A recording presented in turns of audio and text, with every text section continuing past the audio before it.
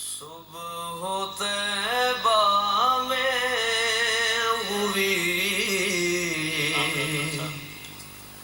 بٹتا ہے باڑا نور کا، صبح طیبہ میں ہوئی بٹتا ہے باڑا نور کا، صدقہ لینے نور کا آیا ہے تارا نور کا، صدقہ لینے نور کا آیا ہے تارا۔ میں گدا تو بادشاہ، بردے پیالہ نور کا، میں گدا تو بادشاہ، بردے پیالہ نور کا، نور دن دونا تیرا دے ڈال صدقہ نور کا، نور دن دونا تیرا دے ڈال صدقہ نور کا، صدقہ لینے نور کا اج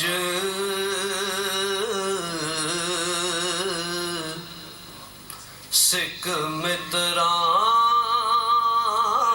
دی ودیری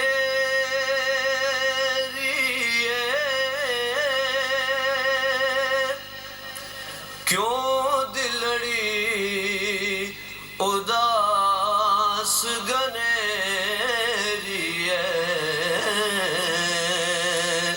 لولو وچ شوق چنگیری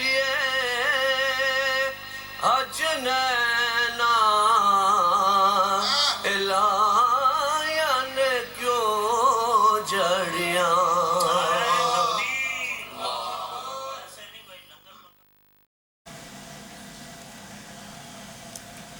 الحمد لله وكفى وسلام على عباده الذين اصطفى خصوصا على محمد المصطفى وعلى آله وأصحابه أولي الصدق والصفاء، أما بعد فقد قال الله تبارك وتعالى جل جلاله في القرآن المجيد والفرقان الحميد، أعوذ بالله من الشيطان الرجيم، بسم الله الرحمن الرحيم۔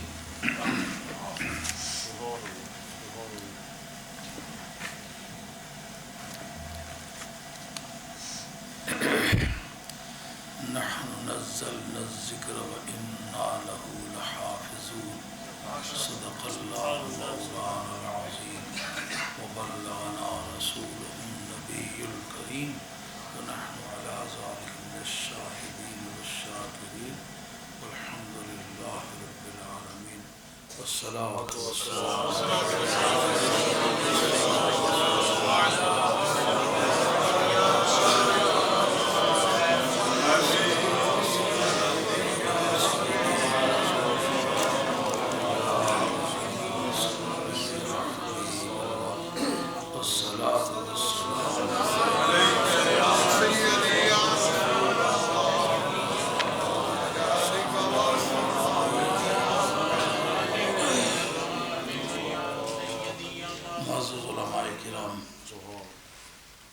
خانان رسول صلی اللہ علیہ وسلم،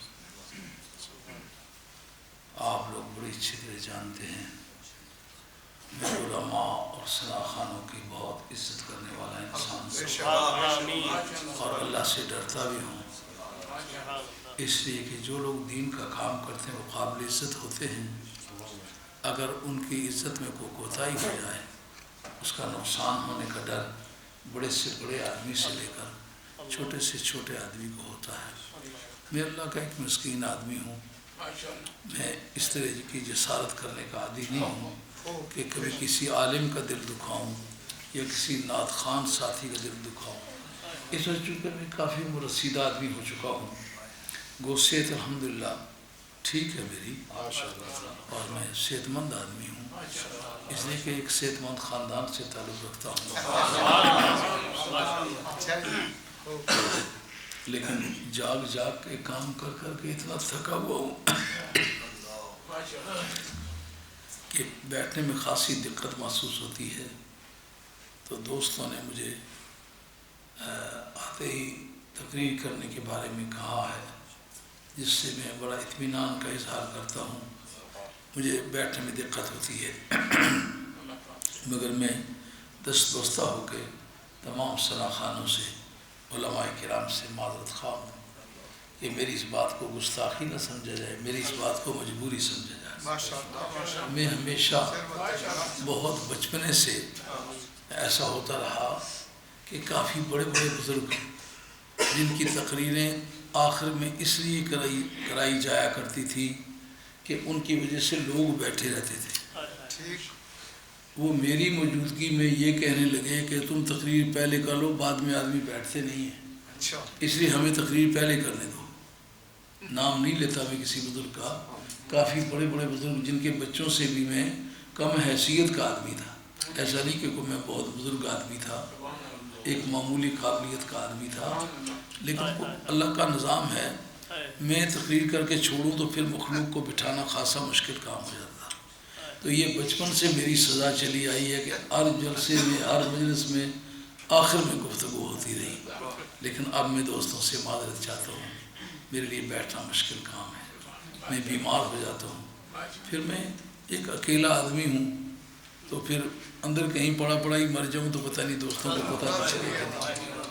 اس لیے میرے ساتھ جو آپ یہ رعایت کرتے ہیں اس کا میں شکر گزار ہوں، لیکن میں یہ بھی امید کروں گا کہ مجھ سے کوئی ناراض بھی نہیں ہوگا۔ میں نے ساری زندگی نعت خوان حضرات، علماء حضرات، ان کی خدمت کی ہے، پیار کیا ہے، عزت کی ہے، حقیر سمجھ کے کسی کی خدمت نہیں۔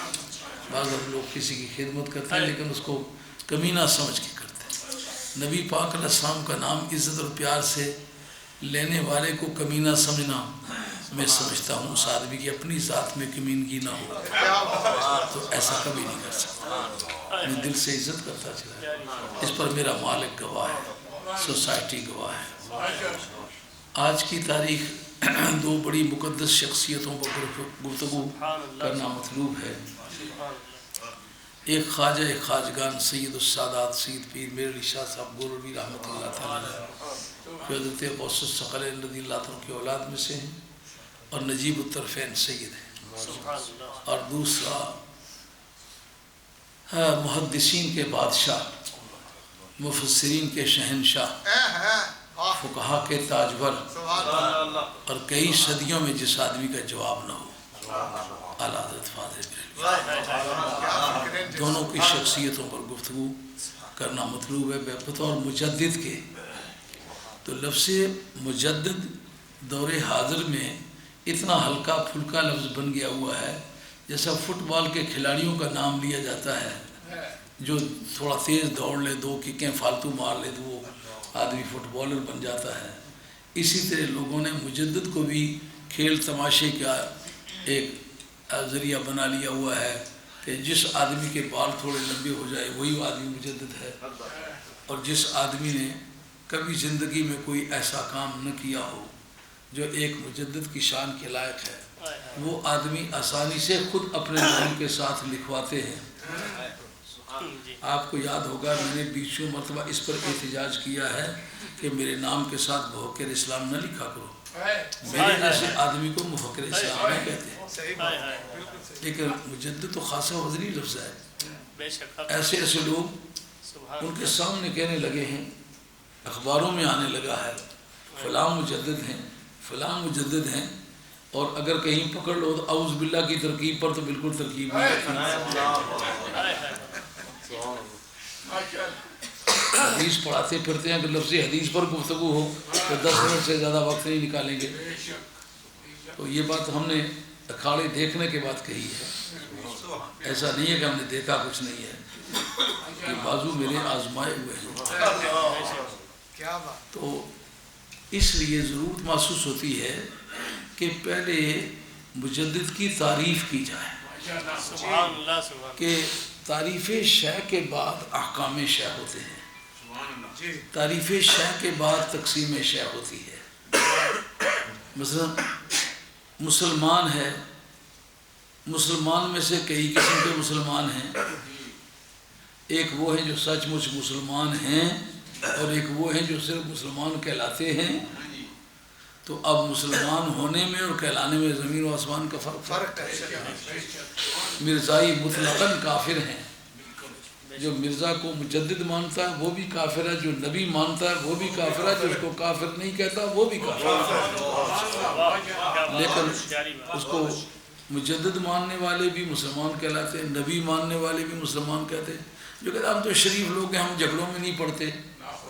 کتنی بے غیرتی کا کلمہ ہے کہ تم اس ذات پاک کا کلمہ پڑھنے والے ہو جس نے ببانگ دہل کہا ہے کہ اے علی میں تمہیں بتاتا ہوں، یا علیو انت منی بمنزلۃ ہارون من موسیٰ، تمہاری حیثیت میرے سامنے بجا طور پر ایسی ہے جیسا کہ موسیٰ کلیم اللہ علیہ السلام کے سامنے حضرت ہارون علی نبینا علیہ السلام کی حیثیت تھی. اللہ لا نبی بعدی، میں تمہیں کہتا ہوں کہ میرے بعد نبی کوئی نہیں. فرمایا کہ لو کان بعدی نبی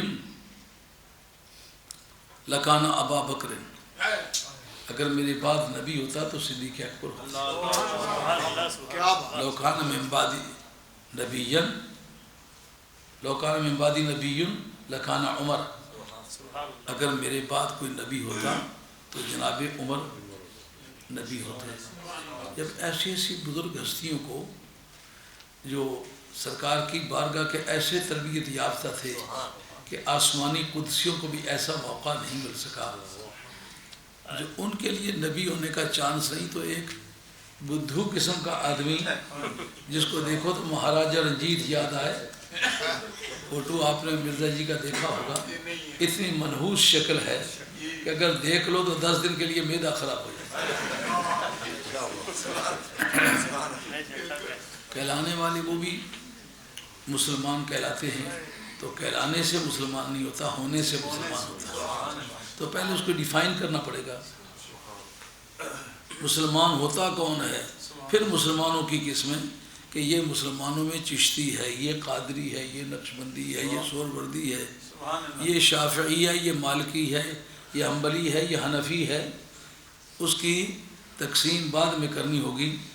ایک میں عرض کروں کہ قرآن کی تعلیمات کے دوران کوئی وظیفہ پڑھنا مکروہ تحریمہ ہے.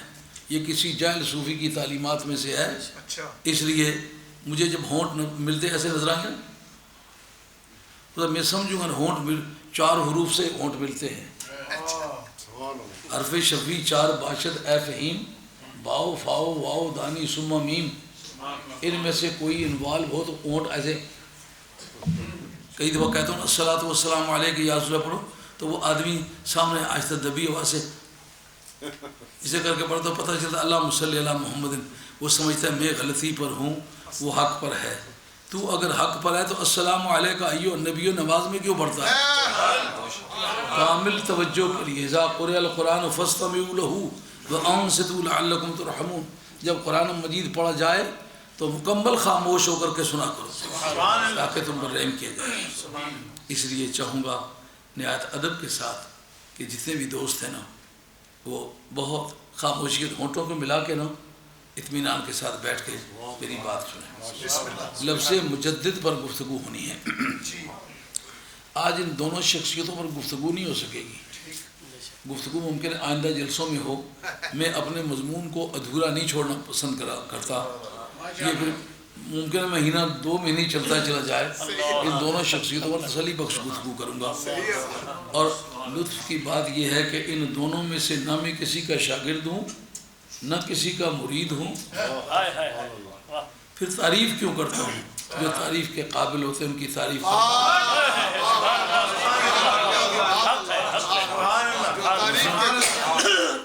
امام ربانی مجد الثانی شیخ حمزہ اندی وہ نقشبندی سلسلے کے آدمی ہیں، میں قادری سلسلے کا آدمی ہوں، نہ ان کا مرید ہوں نہ شاگرد ہوں نہ رشتہ دار ہوں، کوئی تعلق نہیں، لیکن تعریف کرتا ہوں، بڑی دبا کے کرتا ہوں، کیوں؟ جس کو اللہ نے قابل تعریف بنایا ہو اس کی تعریف کرنا ایمانداری ہے۔ تو اس لیے آپ یہ سمجھیں کہ میں ان کا رشتہ دار ہونے کی وجہ سے آپ کو دعوت نہیں دے رہا، ان کا مرید ہونے کی وجہ سے آپ کو ترغیب نہیں دے رہا، میں ان کے سلسلہ تعلیمات کا شاگرد ہونے کی مناسبت سے یہ دعوت نہیں دے رہا، بلکہ خدا پرستی کی بنیاد پر دعوت دیتا ہوں کہ ان کو اگر مجدد تسلیم کیا جائے تو جو ان کا فرق ہے نا اس کو آپ دیکھیں، پڑھیں، سمجھیں، وہ عقیدہ رکھیں، وہ عمل کریں، اس طرح کی زندگی گزاریں۔ مجددین کی شخصیت تسلیم کرنے کے یہ معنی ہوتے ہیں کہ جو ان کے کارہائے تجدید ہیں، سمجھ رہے ہو کہ نہیں سمجھ رہے ہو؟ مثلا ایک آدمی اپنی زندگی میں جیے ہیں لیکن انہوں نے قرآن مجید کی تفسیر پر کوئی کام نہیں کیا، حدیث پر کوئی کام نہیں کیا، بلکہ اپنے وقت کے فتنہ کبریٰ کے گریبان پہ انہوں نے ہاتھ رکھا ہے۔ جو مجدد ہے اس کا موضوع قرآن نہیں ہوتا، اس کا موضوع حدیث نہیں ہوتا، اس کا موضوع فتنہ کبریٰ ہوتا ہے۔ وقت کا جو سب سے بڑا فتنہ ہے اس کے گریبان پہ ہاتھ رکھتا ہے، باقی سب کے گریبان سے ہاتھ اٹھ جاتے ہیں لیکن وہ ایسا مضبوط ہاتھ ڈالتا ہے کہ خدا اس کے ہاتھ میں کامیابی، تو پھر اس کا وہ کار تجدید ہوتا ہے، اس کے نفل ہوتے ہیں، اس کی عبادت ہوتی ہے، اس کی ریاضت ہوتی ہے، اس کی تفسیر ہوتی ہے، اس کی حدیث ہوتی ہے، لیکن یہ اس کے کار تجدید نہیں ہوتے۔ کار تجدید وہ ہوگا جو سب سے بڑے فتنے کے گریبان پہ ہاتھ رکھے نا اس کو پچھاڑ کے دکھایا۔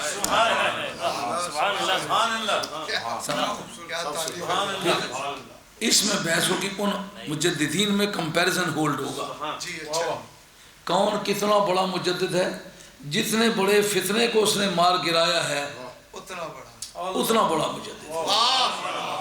پھر فتنوں کو ایویلیویٹ کرنا یہ ایک تاریخی معاملہ بھی ہے، ایک سیاسی معاملہ بھی ہے، ایک دینی معاملہ بھی ہے، ایک اعتقادی معاملہ بھی ہے کہ آپ دیکھیں یہ معاملہ چلا کیسے ہے، اس کی اعتقادی حیثیت کیا تھی، کتاب و سنت کی روشنی میں اس کی حیثیت کیا بنتی تھی، اور اس بندہ خدا کی اپروچ کیسی تھی، کس رخ سے اس نے گریبان پہ ہاتھ رکھا۔ آئی بات سمجھ میں؟ اس لیے میں ایک عمر رسیدہ آدمی ہوں، چراغ سحر ہوں، اب زندگی کی شام ہو چلی ہے، پتہ نہیں کتنے سارے دن دنیا میں باقی ہوں، رسمی طور پر میری باتیں نہیں سننی، میرے درد جگر کے ساتھ باتیں سننی۔ میں انسانیت میں سے کسی کا بدخواہ نہیں ہوں، خواہ مجھے کوئی اچھا سمجھتا ہے لیکن عقیدہ اس کا ٹھیک ہے، خواہ مجھے برا سمجھتا ہے عقیدہ اس کا ٹھیک ہے، میں اس کا بدخواہ نہیں ہوں۔ یہ لکھ لو، میری گزری ہوئی زندگی بھی اس بات کی گواہ ہے۔ میں نے کبھی آل حق کو برا سمجھا بھی نہیں، برا کہنا بھی نہیں چاہتا، میں کسی کا دشمن نہیں ہوں، اس لیے جو باتیں میری سنیں آپ خدا پرستی کی بنیاد پر سنیں۔ میں نہ کسی کی دھڑے کی وجہ سے بات کرتا ہوں نہ کسی کی دشمنی کی وجہ سے بات کرتا ہوں، جو سمجھتا ہوں میں مالک کی بارگاہ میں پیش کیا جاؤں گا، مالک کے حضور میں کھڑا ہوں گا، فَلَنَسْأَلَنَّ الَّذِينَ أُرْسِلَ إِلَيْهِمْ وَلَنَسْأَلَنَّ الْمُرْسَلِينَ، رسولوں سے بھی پوچھ گچھ کروں گا، امتیوں سے بھی کروں گا۔ جب میں اللہ کے حضور پیش کیا جاؤں گا، میں سمجھتا ہوں جو صحت مند بات اس موقع پر میں کہہ سکتا ہوں وہی مجھے سٹیج پہ کہنی چاہیے۔ امید کرتا ہوں کہ آپ ان باتوں کو توجہ سے سنیں گے۔ لفظ مجدد یہ متعدد احادیث سے ثابت ہے، لیکن عام طور پر جو حدیث موضوع گفتگو بنتی ہے وہ یہ ہے کہ نبی کریم علیہ السلام سے جناب حضرت ابو ہریرہ رضی اللہ عنہ روایت کرتے ہیں، کہتا ہے ان اللہ یبعث لہذہ الامۃ علی رأس کل 100 سنۃ من یجدد لها دینہا، کہ اللہ تبارک و تعالیٰ ہر صدی کے سرے پر، سرے کا اطلاق دو معنوں میں آ سکتا ہے، کسی صدی کا جو آخری حصہ ہے اس کا بھی نام سرا ہے، جو صدی کے آخری دن ہیں، جو صدی کا ابتدائی ایام ہیں، ابتدائی دور ہے، وہ بھی اس اعتبار سے سرا ہے کہ اگر اس کو آپ ریورس گیئر لگائیں تو وہ سرا بن جاتا ہے۔ لیکن سرے کے بارے میں اختلاف ہے کہ وہ سرا کون سا ہے، کیا نبی پاک علیہ السلام کی ولادت والی تاریخ سے وہ صدی شمار ہوگی، یا نبی پاک علیہ السلام کی بعثت کی تاریخ سے وہ صدی شمار ہوگی، یا سرکار کی ہجرت کی تاریخ سے وہ صدی شمار ہوگی؟ سمجھ آئیے بات؟ جو صدی کا خاتمہ ہے نا، یہ بھی ایک کنفیوژن ہے، اس پر میں گفتگو کرنا چاہوں گا۔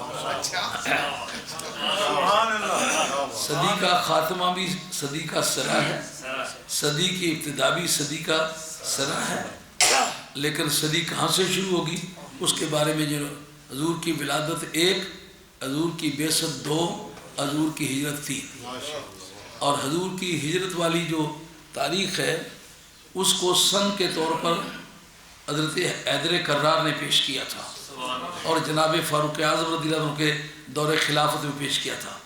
آپ کے باقاعدہ ہسٹری کے اندر یہ بات موجود ہے۔ اس آئیڈیا کا مصنف جو ہے وہ حیدر کرار ہے اور اس کا نافذ کرنے والا فاروق اعظم۔ یہ اسلامک کیلنڈر شروع ہوا ہے، اسلامک کیلنڈر کے بانی حضرت فاروق اعظم ہیں، لیکن اس آئیڈیا کے آتھر جناب حیدر کرار ہے۔ تو اس نقطہ نگاہ سے آپ کو تاریخی طور پر بھی جاننا ہوگا کون کس وقت کا آدمی ہے۔ اس کے کھڑا کرنے کے کیا معنی ہیں؟ اس کے کھڑا کرنے کے معنی یہ ہیں کہ جس وقت صدی ختم ہونے پہ آئے گی اس آدمی کے علم، اخلاق، کردار، ظاہری اور باطنی علوم میں دسترس، اس کی شہرت عام ہونے لگ جائے گی۔ اب وہ بے شک اس کے بعد 100 برس بھی جیے، لیکن اس کی بعثت کا وقت جو ہے وہ صدی کا آخری دور ہے یا صدی کا ابتدائی دور ہے۔ لیکن یجدد اللہ دینہ کے معنی اس دین کی تجدید کرے گا۔ کیا مطلب نکلتا ہے؟ کافی سنجیدگی سے اس بات پر غور کریں گے تو وہ میری مراد کو آپ سمجھ پائیں گے۔ تجدید اس شے کی ہوتی ہے جو پہلے سے موجود ہو۔ آپ پاسپورٹ کی تجدید کے لیے گئے ہیں، لیکن تجدید کا لفظ اس وقت استعمال ہوگا جب پاسپورٹ پہلے سے آپ کے پاس موجود ہوگا، اس کی رینیول کے لیے آپ جائیں کہ یہ تازہ کر دو۔ آپ کے پاس لائسنس پہلے سے ہوگا، کہتے ہیں یہ سال بیت چکا ہے، 2 سال بیت چکے، جتنے سال کے لیے اب اس کی رینیول کر دو۔ یعنی پہلے سے جو موجود ہے، جو فیکٹس فگر ہیں، ان کو ذرا جگا دو، ان کو نمایاں کر دو، ان کو تازہ کر دو۔ اس کا مقصد یہ ہے پرانے دین کی رگوں میں تازہ خون لانا، یہ مجدد کا کردار ہے۔ نیا دین پھیلانا یہ ملد کا کردار ہے، یہ مجدد کا کردار ہے۔ ہاں،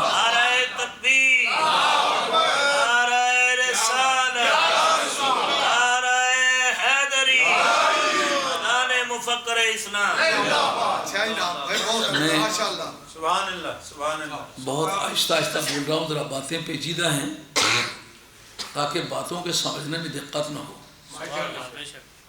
جو چیز پہلے سے موجود ہے نا، اس کے اندر نکھار پیدا کرنا، اس کے اندر قوت پیدا کرنا، دوبارہ اس کو رائج کر دینا، یہ رینیول ہے۔ اگر وہ آئیڈیا دے جو پہلے کبھی کسی میں نہیں پائے گئے، وہ آئیڈیا دے، وہ ملک شخص ہے، وہ مجدد نہیں ہے۔ اگر وہ مجدد کہلانا چاہے گا، اس کے لیے یہ ضروری ہوگا کہ وہ پہلے بتائے کہ امام حنیفہ اس کے بارے میں کیا رائے رکھتے تھے، حضرت امام مالک کی کیا سوچ تھی، حضرت امام شافعی رحمۃ اللہ علیہ کیا رائے رکھتے تھے، امام احمد حنبل کی کیا رائے تھی، حضرت والی بغداد شہنشاہ جیلان کی کیا رائے تھی، حضرت سید بہاؤالدین نقشبند شہنشاہ بخارا کی کیا رائے تھی، حضرت ابو الحسن شاذلی حسینی رضی اللہ عنہ کی کیا رائے تھی، شیخ شہاب الدین سہروردی کی کیا رائے تھی، خواجہ غریب نواز سلطان ہند سرکار، ان کی کیا رائے تھی؟ حضرت داتا گنج بخش علی اجمیری، ان کی کیا رائے تھی؟ یعنی جن کو پہلے ملت نے اپنا دینی سربراہ تسلیم کیا ہے اور ان کو تلقی بالقبول جس کو کہتے ہیں، جو دعویٰ کیا گیا اس کو لوگوں نے سینے سے لگا قبول کر لیا ہے۔ تلقی بالقبول ایسی چیز ہے جس نے بخاری کو بخاری ہونے کا درجہ دیا ہے۔ یہ پہلے میں آپ کے سامنے ابن تیمیہ کے حوالے سے یہ بات بیان کر چکا ہوں کہ بخاری کی حدیث اس وجہ سے قابل قبول نہیں ہے کہ بخاری میں ہے، اس وجہ سے قابل قبول ہے کہ بخاری سے پہلے جتنی کتابیں لکھی گئی ہیں ان کے اندر وہ موجود ہے، بخاری کے دور میں جتنی لکھی گئی ان کے اندر موجود ہے، بخاری کے بعد جتنی لکھی گئی ان کے اندر موجود ہے۔ اس کا نام تلقی بالقبول ہے۔ لوگوں نے اس حدیث کو قبول کیا ہے۔ یہ حدیث قسطنطنیہ میں بھی بحث چھڑی ہے اور ہم نے دودھ کا دودھ اور پانی کا پانی کر کے چھوڑ دیا ہے۔ جتنی یزید کی امت تھی وہ جسے بھیگی بلی کونے میں بیٹھی ہوتی ہے اس طرح بیٹھے ہوئے ہیں، آج ان کو کوئی جنتی کہنے کی جسارت کرنے کی پوزیشن میں نہیں، اللہ کے فضل سے۔ اس لیے کسی کا فقر ہے تو، کسی کا علم ہے تو، کسی کی تحریر ہے تو، کسی کی تدریس ہے تو ہم دیکھیں گے یہ پہلوں میں بھی تھی۔ اگر سرزمین ہند میں کوئی بندہ مجددیت کا دعوے دار ہے، ہم کہتے ہیں تیرے عقائد پر ہم 1 میٹر پھینکتے ہیں، 1 مستر پھینکتے ہیں۔ وہ کیا کہ انگریز کی اس ملک میں آمد و رفت سے پہلے جو عقیدہ تھا نا اس کو رہنے دو، جو انگریز کی آمد کے بعد عقائد ہندوستان میں آئے ان کو کاٹو، پھر بتاؤ تم کس زمرے میں ہو۔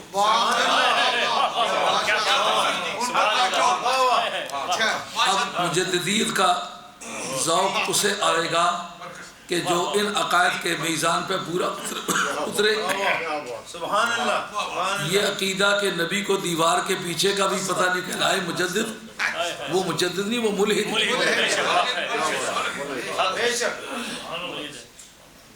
کہے کہ نبی تنکے توڑ کے دو نہیں کر سکتا، ہم پرکھتے وقت پرکھیں گے۔ یہ فاروق اعظم کا بھی عقیدہ تھا۔ وہ فاروق اعظم کا عقیدہ اور ہو، تیرا اور ہو، تو مجدد نہیں کہلا سکتا، ملحد کہلا سکتا ہے۔ مثلا تو کہتا ہے نبی تنکے توڑ کے دو نہیں کر سکتا، فاروق اعظم چٹھی لکھے دریائے بصر کو، تو کون ہوتا ہے رکنے والا؟ میں دیکھتا ہوں تو رکتا کیسے ہے۔ اس کے بعد آج تک رکا ہے۔ پھر حضرت فاروق اعظم کا عقیدہ کون سا ہوا؟ نگاہ مرد مومن سے بدل جاتا ہے۔ اس کو پرکھیں گے ضرور۔ تو کہتا ہے قبر کے ساتھ بات کرنے سے آدمی کافر ہی ہو جاتا ہے۔ حضرت امام فخر الدین رازی، آپ کی تفسیر کبیر سورہ کاف، ام خسبتا ان اصحاب الکاف والرقیم کانوا من آیاتنا عجبا، اس کے تحت لکھا ہے حضرت صدیق اکبر رضی اللہ عنہ کا وصال پربلال ہوا، آپ نے جامع وصال پی لیا۔ آپ کے وصال سے تھوڑا سا قبل دوستوں نے آپ کی بارگاہ میں بیٹھ کے پوچھا صدیق اکبر بتاؤ آپ کا مزار کہاں کیا جائے، دفن کہاں کیا جائے؟ ان کا ساری زندگی اپنی مرضی کا کوئی کام نہیں، اب بھی سرکار کی مرضی تلاش کرنی ہوگی۔ سرکار قبر میں مرضی کون تلاش کرے گا؟ کہتا ہے قبر والے کو پتہ ہی نہیں ہوتا۔ اب تو کہے قبر والے مردے ہیں، ان کے پاس کچھ ہے ہی نہیں، اور صدیق اکبر کا عقیدہ ہے کہ قبر سے پتہ کرنا پڑے گا کہ راضی ہے کہ نہیں۔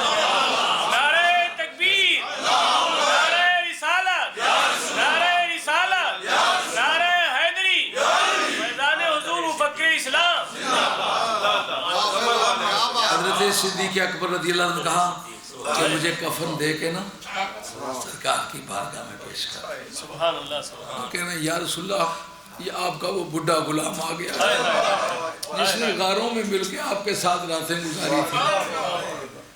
اگر سرکار کی بارگاہ سے کوئی اپروول مل جائے سرکار کی بارگاہ میں دفن کرنے کی، نہ مجھے دفن کر دیں، نہیں تو جہاں مسلمان چاہیں دفن کر۔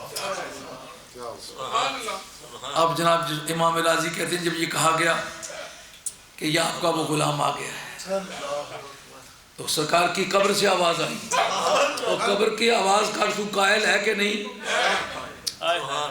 اگر تو قبر کی آواز کا قائل ہے